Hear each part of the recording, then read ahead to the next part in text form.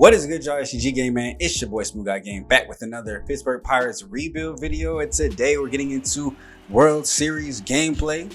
Not of our team, but it's the 2025 season, so we want to see who wins the World Series against the Texas Rangers and Los Angeles Dodgers. So we're going to go through a couple of quick highlights here before we get into year 2 off season to start building up to where we can get to this point. And for the Dodgers, they're going with Shohei Ohtani, Mr. MVP / CY Young himself, who has not pitched good in the postseason. I mean, in 4 starts, a 5.16 ERA, has not looked strong at all while throwing. We'll have to see if that plays a big part in today's game or not, as we are here in the very first inning with the Los Angeles Dodgers. And first thing that we see is Wyatt Langford taking a 2-1 splitter deep into left field. That ball is gone. Starting out the video already with a moonshot, as I didn't have to go too far in this game. And of course, we're watching some CPU versus CPU gameplay here for this one. I know you guys really love when I bring this to the series, so I hope you guys are enjoying this. We're going to enjoy this gameplay as we do this before we go ahead and head into the offseason to hopefully put ourselves in a better position. We did improve this season. I think a 14 or 16 win swing this year. As you know, we jumped into the 70s instead of out of the 50s. So the next step will be to be at 500 or better, and not slide into that wild card spot. And this offseason is going to be what we use to do that. Now, of course, before we get into all of that, like, comment, subscribe on your way into the video. If you guys are ready to see who wins this one, leave it down below. Who do you guys have here early, Dodgers or Rangers? Who's going to come out on top? As Ohtani's trying to get out of this first inning, gives up 2 back-to-back hits and then a ball down the line, looking like it'll score one easily. It's going to come into the cutoff man, and it will just be an RBI double, putting runners at second and third. Still only 1 out here in this first, and Ohtani's already almost at 30 pitches, and he's only gotten 1 out here at this point. Josh Jung pops this one into right center field. Getting underneath this is a shallow fly ball, as the throw to the plate is going to go ahead and come in, and the tag is just going to be a little late. Great speed there from the Rangers. They go ahead and put 3 in that first inning and turn things over to Luis Severino, who in 3 games hasn't been good for them either. A 2.2 whip. We're not even going to look at the ERA, which is already high, but 2.2 whip. Only 12 innings of work through 3 games, which means very, very short outings.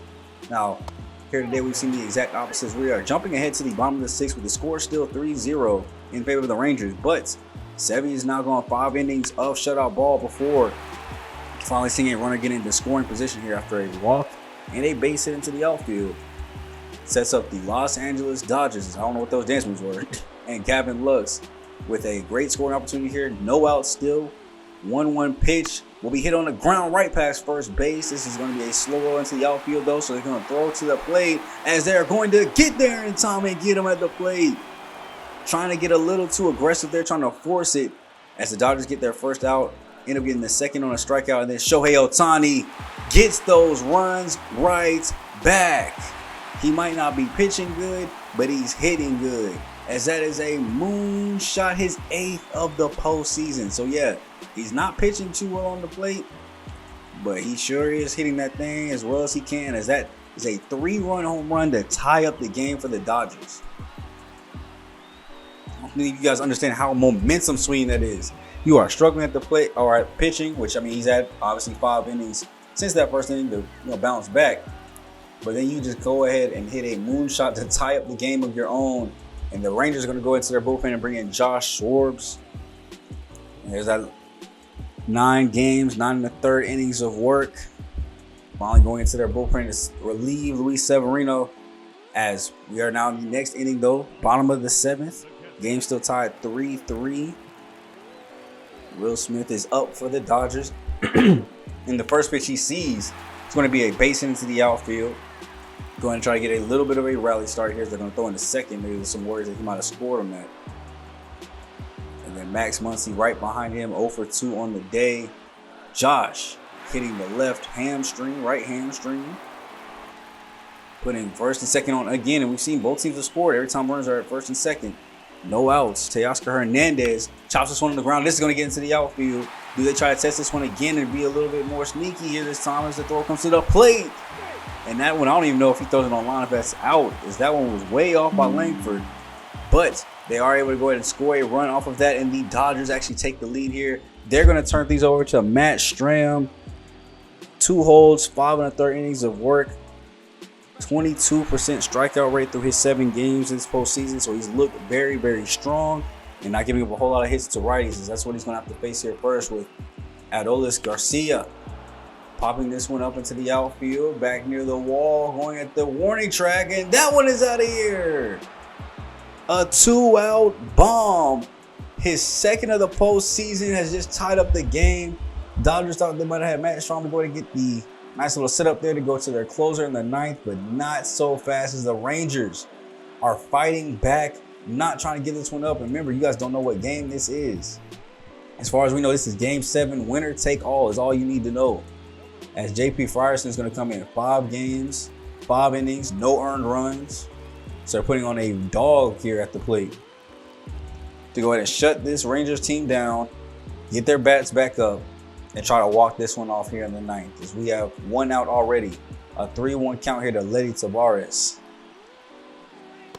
He's going to watch that one go upstairs. An easy walk to go ahead and take things over to first. Jonah Heim. 0 for 3 on the day.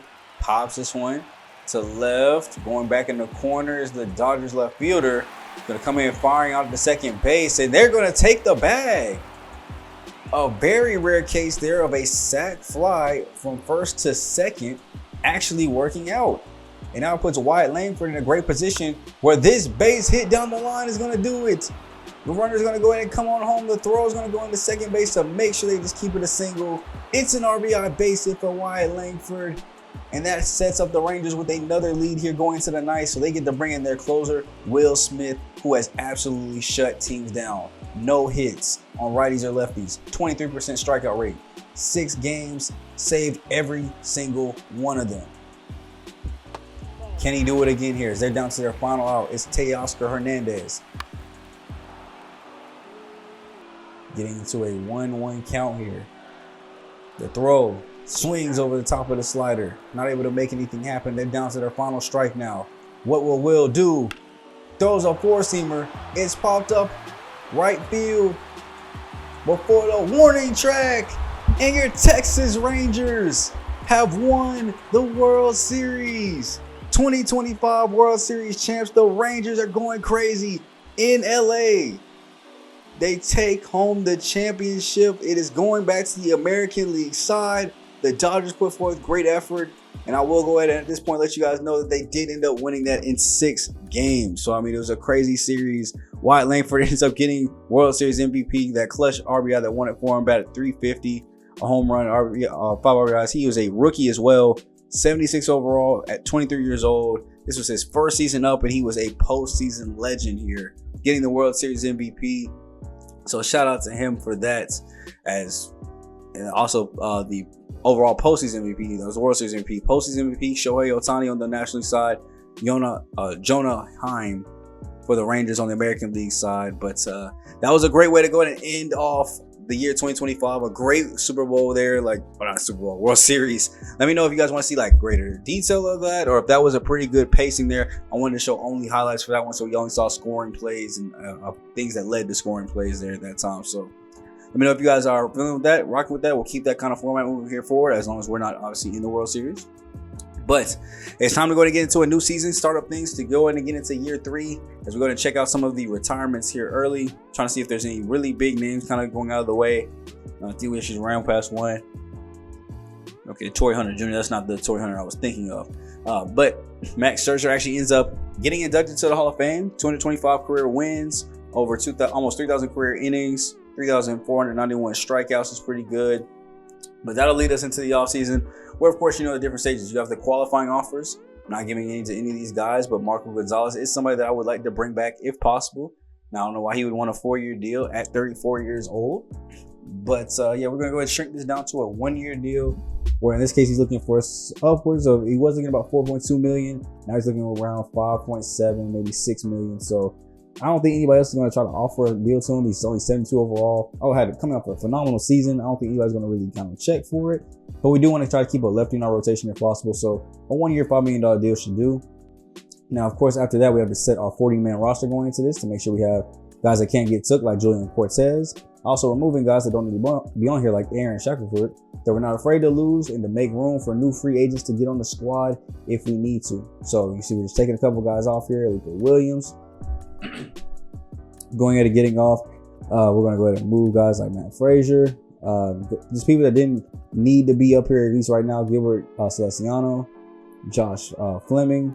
You see here down at the bottom, didn't really do too well when we had brought him up late in the season, so I'm gonna go ahead and remove him from it too as well. Let him just be down in the minors for a little bit, which will lead us into the next arbitration, which some of those guys are on arbitration. So we'll be giving them their arbitration hearings, but also want to try to offer contracts if possible to go and get guys on longer term deals, or just not have to worry about arbitration hearings as often. As we're going to go ahead and offer here to Johan Oviedo. Great job. Well, obviously not MLB numbers, but great job when we switched him to a starter, because we did remove him from a relief pitcher to a starter with the 79 stamina he had. To let him be a starter, and he killed it at the AAA level. I mean, I don't think he had a single loss. His ERA was sub 2. So we'll be bringing him back up with a chance to earn a spot in the actual rotation, not just as a long reliever. Gabriel Moreno, we traded for him and so far have not seen any positive results despite being an 85 overall. He had to play like one. So maybe offering kind of like a shorter term deal here, though. It doesn't hurt to have a decent catcher come off the bench, and 222, I guess, isn't terrible. There are much worse options on the team, and I don't want to go spend money in free agency like that just to get a backup catcher. And then O'Neal Cruz, obviously, one of what I would like to be the cornerstone of the team. Power is really starting to get up there with the 26 home runs. We just need to see the average, hopefully get above 250. Now, of course, those aren't the only contracts we're going to be offering. We're going to show the big deals here. Of course, we have our minor league deals to go and get back with David Snyder, who we did trade for. We're having to try to hit here and re-sign. As I like the season he had, 316 average, 12 home runs. Coming off the bench, a great utility player, plays all infield and outfield positions there for us. So I'm going to offer him a pretty lofty deal. Jared Jones obviously came up, had an okay rookie year, 12 for 17, factored in a lot of his decisions. 199 innings, almost hit 200, 185 strikeouts, almost hit 200, and a 4.7 ERA, where his FIP number I think was at 3.8-ish. I know it was sub 4 on his FIP, so great advanced metrics, good pitcher, only 24 years old. Definitely want to give him here just a 2-year $60K deal since he's going to take it, but that'll lead up to a bigger deal a little bit later. Than Paul Sneeze, same kind of stats here, 4.7 ERA, 122 strikeouts and only 107 innings since we called him up late, 7-7 record, but 23 years old. I see a bright future ahead of him. 2-year, kind of a short $70K deal. Now we get to go in and go into the open market, where I want to, of course, bolster our bullpen, which is a big problem for us this season. We just saw Matt Strahm go into the postseason. Although he blew the lead there, we do need more lefty arms, and he had a great regular season and great recent regular seasons. As we're looking between him, guys like Caleb Ferguson here, who has a low walk per 9, home run per 9, which is also a big problem for us, and is coming off a decently bad season with the Yankees and Mets, but was good on the Dodgers, before that.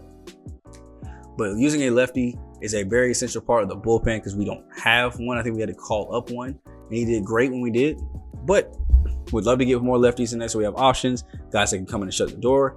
And AJ Minter could be that case in point for us, because I do have a strong feeling about this year. I'm not saying we're going to win the World Series, but I think we can at least make a push for excitement in August and September to at least be fighting for a playoff spot, and then maybe get some postseason gameplay with this team finally.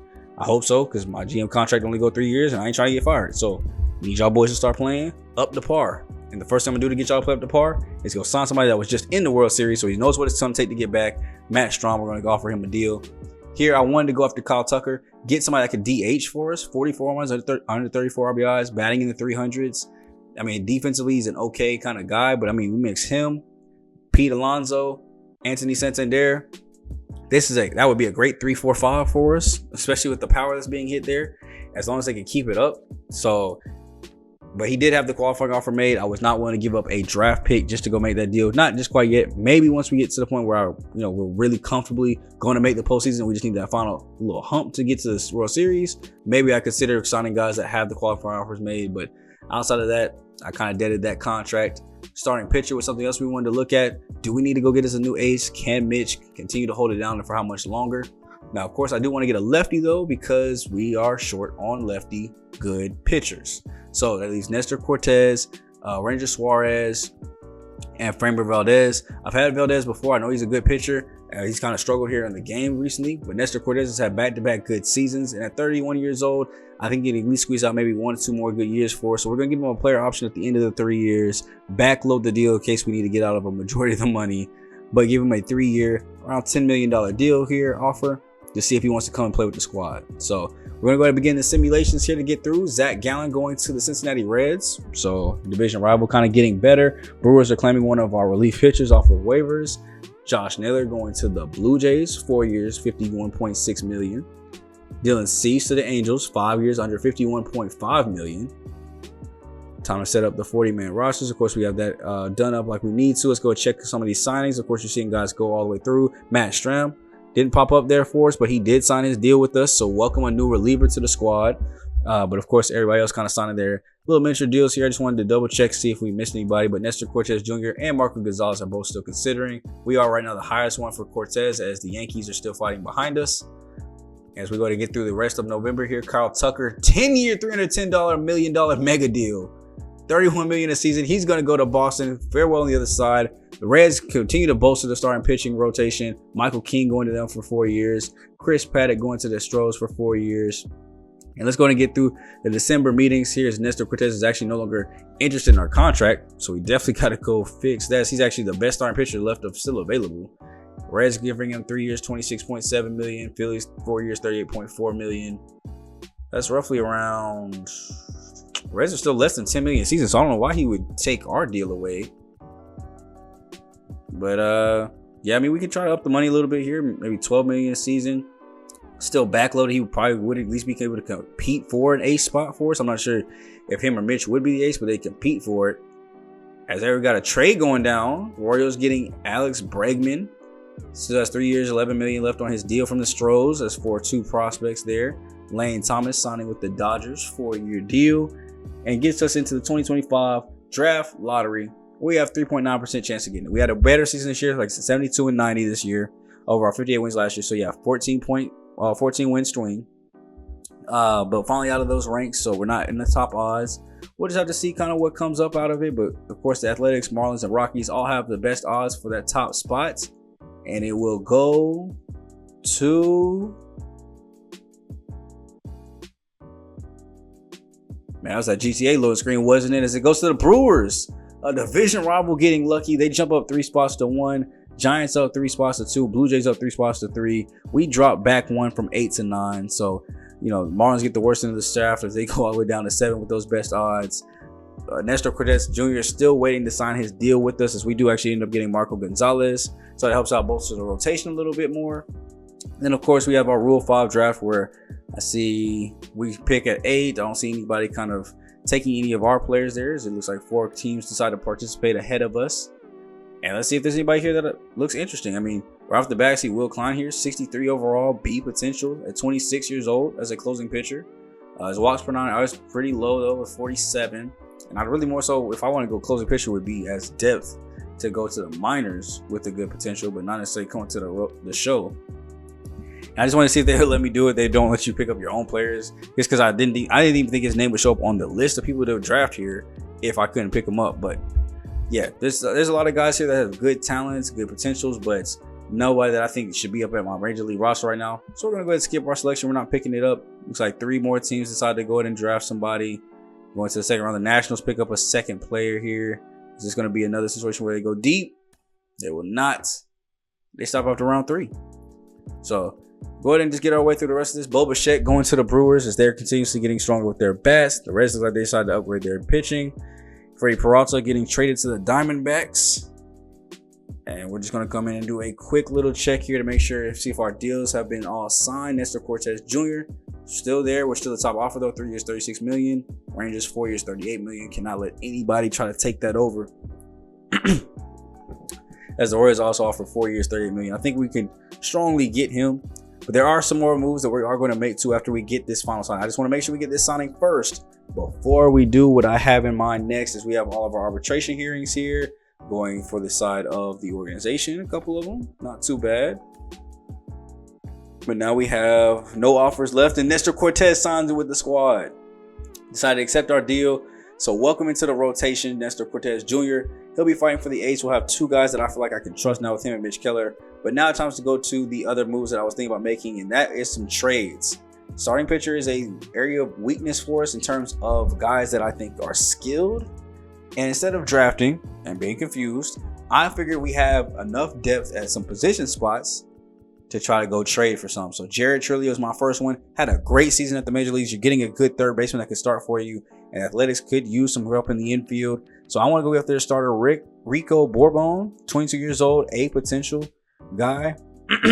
As he would come in and help out ours. I mean, we only have Quinn Priester and Eric Lawyer kind of left. So they actually went ahead and accepted that deal. So that gives us one. Now we also have G1 Bay here. B potential, I just don't see an area where he can get up there. I mean, Nick Gonzalez is good. Tamar Johnson's good. We have good shortstops too as well, and third baseman. Now I go ahead and throw in a third base box right here, Jackson Glenn, because I do want their starting pitcher, Aiden Taksui, who's an 18-year-old prospect, B overall, B potential, 68 overall. Now they don't offer my first value here with Jack Brannon. I just want to see what we could, give up to them. But here, I go ahead and try to look at a possible Jace Brown thing. They're okay with doing that, but they don't want to give up any of their other prospects. I was trying to see if maybe we could get maybe one other pitching prospect, possibly. That was like a C or something like that to make it even more even in my eyes. But I'll give up a center field prospect. I don't want to just take away from my third baseman too much, so we don't have any guys any longer. And then my very last trade here, Jeffrey Corson, did great at AA.